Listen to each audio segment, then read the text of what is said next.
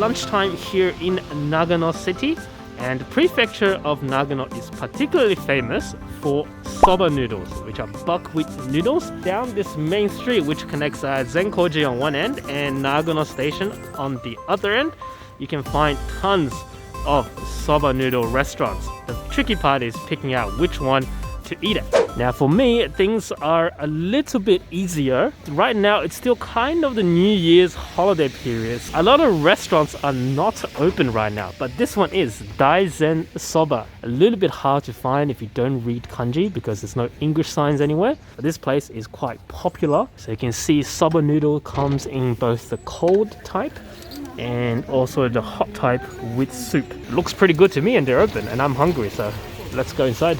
Okay, let's check out their menu. So at the top, they got their regular soba. This one has different sizes.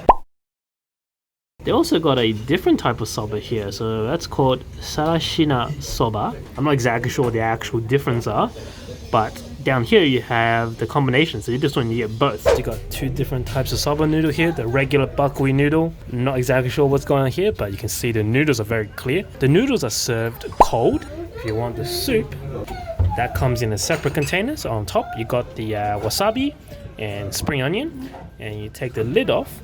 That is the soup inside that you're meant to dip the soba noodles in. And I'm not exactly sure what this container is. Let's open it up. It's a very hearty broth. I can smell it. So I'm not sure if I'm meant to pour it over or something. I'm gonna start with the regular soba noodles. Get a little bit of that noodles. Dip it into this. I think this is a soy sauce flavored broth.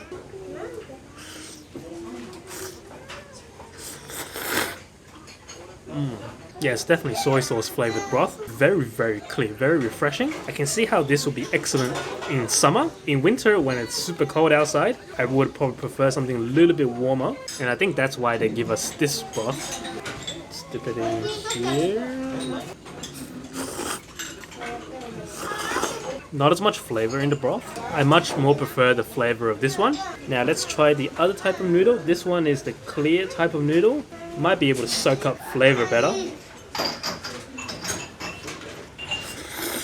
Definitely soaks in the flavor better.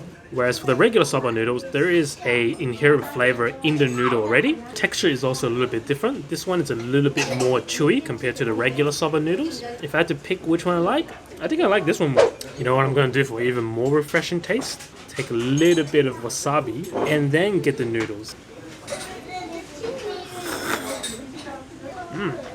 Interesting combination. The soy sauce actually drowns out the wasabi a little bit, so you don't get that massive hit. So it's pretty good if you don't like that intense wasabi flavor.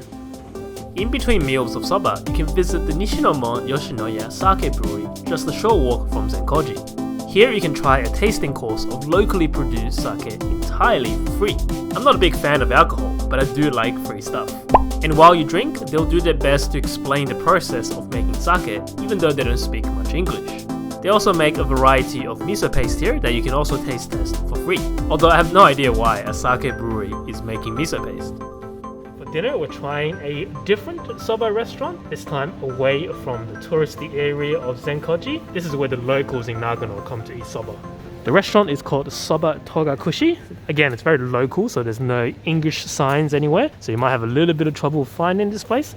It's located in a shopping arcade called Gondo, not too far from Nagano Station. Oh, it's a very small place. Konnichiwa. Yeah, it's really cold tonight. Let's go for the tempura soba. Tempura soba. Hi. The restaurant is super cozy. There are only about a dozen or so counter seats around the kitchen where you can watch the friendly obasan cook everybody's soba entirely on her own. You can tell this place is somewhat famous because you can see there's all these signatures of, I can only assume they're from celebrities. She's probably been here working in this soba restaurant her entire life. Alright, so here is the tempura soba. You can see there's 3 big pieces of tempura in there, 2 prawns. There's a big bowl of noodles underneath. They don't skimp out on the volume of noodles. There's a lot of noodles here. The soup smells amazing, so let's dig in. It's hot. You can feel how hot it is.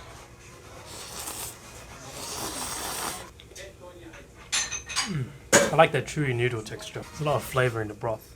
I can never understand why Japanese people like to eat tempura together with soba. Once you put it in the soup, the batter becomes, soggy. Tastes pretty good, but it's not crunchy anymore. Try some of the broth. Oh yeah, that's really rich broth. It's a little bit of soy sauce flavor.